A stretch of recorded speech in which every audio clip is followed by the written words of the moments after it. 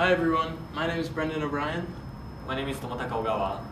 Today, Tomo and I are going to talk to you guys about something that we haven't discussed in depth in our management class, but it is something that is extremely valued in the workplace. It's known as office space design. Tomo and I went around Loyola's campus to try and look at the school with a business lens. We used our knowledge on the design and space of a working environment and applied it to the lives of students. Here's what we found.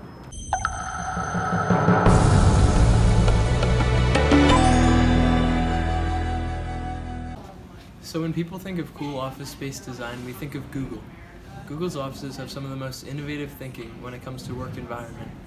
Along with great food and amenities, Google's offices have these things called third spaces. These are spots for employees to work that aren't at their main desk. Here are some examples.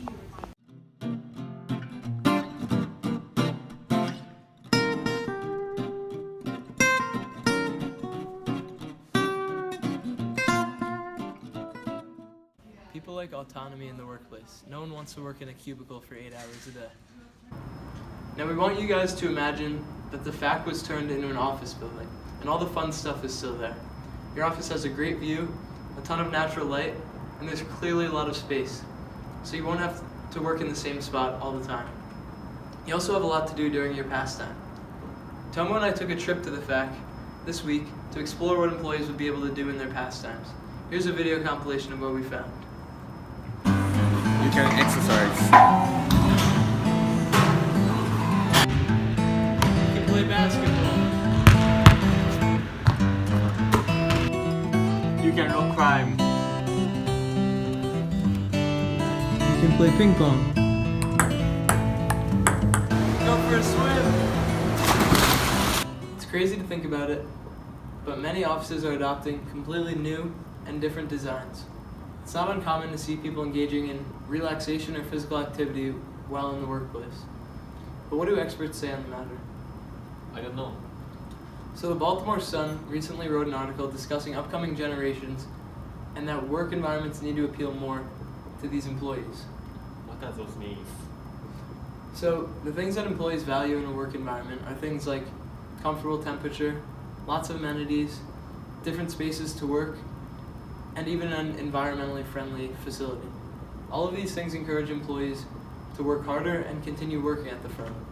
And also studies show that these kinds of things are legitimate. The US Department of Health says that 1 in every 3 adults get the recommended amount of weekly exercise. With today's busy schedules, everyone knows that it's hard to schedule time for the gym. So companies have started bringing the gym to the office. Exercise has nothing but positive effects when added into the work environment. It relieves stress, and when done in a team form, can build strength within teams, and if group exercises are implemented, it can do just that. What else can be included besides the physical design of the workplace? It's a good question. So there's also an emotional atmosphere that's very important to the job workplace design. So what's the vibe of the workplace? The president of Pixar has a very interesting approach to this. He says a hallmark of healthy creative culture is that its people feel free to share ideas, opinions, and criticisms. Lack of candor, if unchecked, ultimately leads to dysfunctional environments. So culture in a business setting is the character and personality of your organization. It's what makes a business unique and is the sum of its values, traditions, beliefs, interactions, behaviors, and attitudes. To dive deeper, we're going to take a look at Loyola as though we were a business and the students are the employees.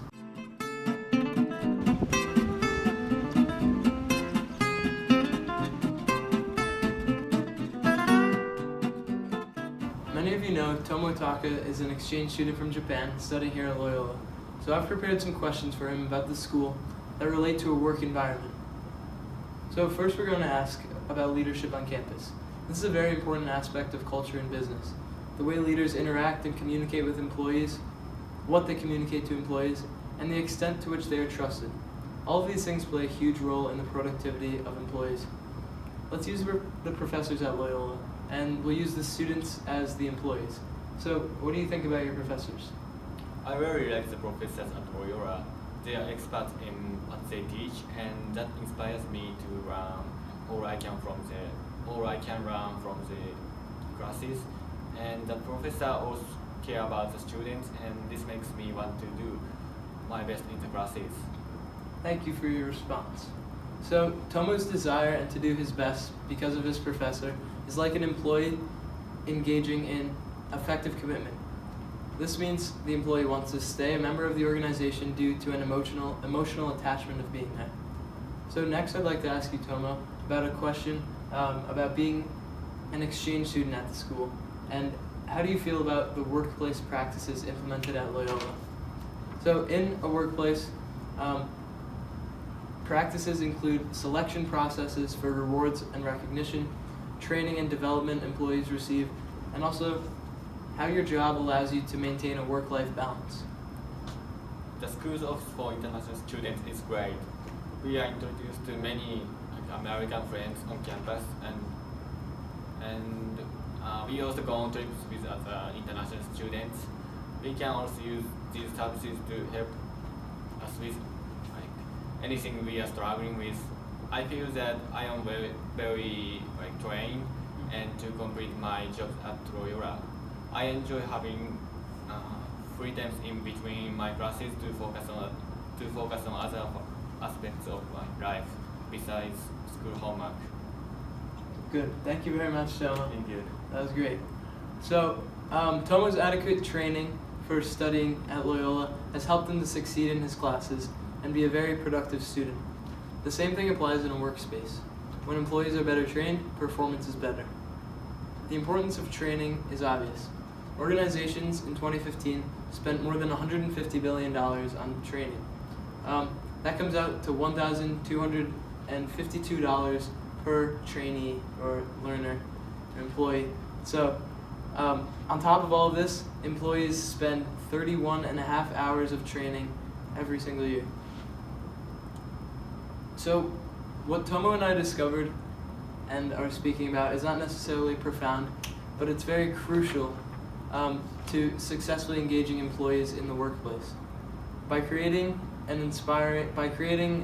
fun and inspiring workplaces, employees will engage more in their work and be far more productive. So for us, future business leaders of America, we have gaps to fill. Employees are not satisfied with current working conditions. In September of 2017, a research published the next 250K. From this study came this. Of 250,000 employees surveyed in the report, just 57% of the employees agree that their workspace enables them to work productively. In the United States, that figure is somewhat higher, around 63% satisfaction.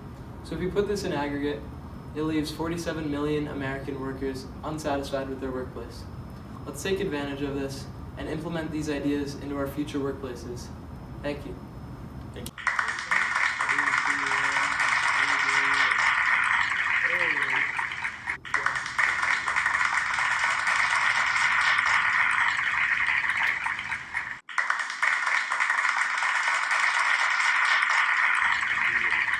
Besides Butter! Well, so I couldn't see. Like my eyes are so bad.